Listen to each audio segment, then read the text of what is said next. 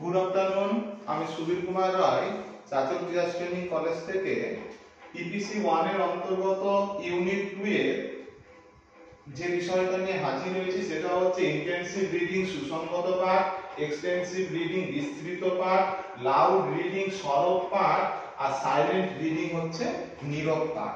প্রথমে আমাদের আলোচনা করা হবে ইন্টেনসিভ রিডিং মানে হচ্ছে সুসংগত পাঠ।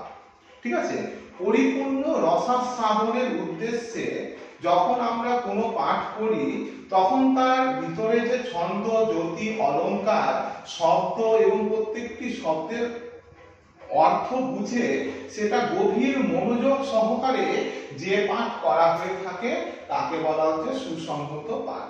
গভীর মনোযোগ সহকারে কিন্তু এই পাঠ কিন্তু আলোচনা করা হয়ে থাকে।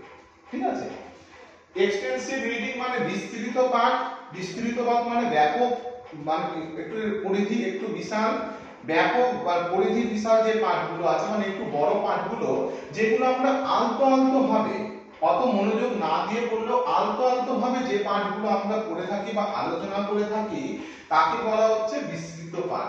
আলোচনা করে আমরা পড়ে তার যে রসাস্বাদন করা সম্ভব হয়ে থাকে তাকে বলা হচ্ছে বিস্তৃত পাঠ।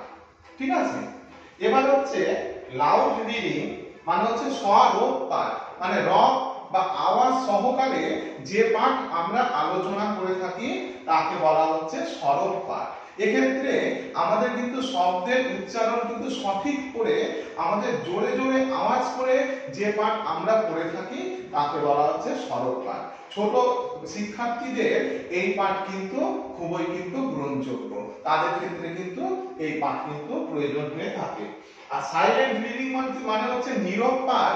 সরব পাঠের বিপরীত হচ্ছে নীরব পাঠ। নীরবে মানে মনে মনে গভীর মনোযোগ সহকারে যে পাঠ আমরা পড়ে থাকি তাকে বলা হচ্ছে নীরব পাঠ।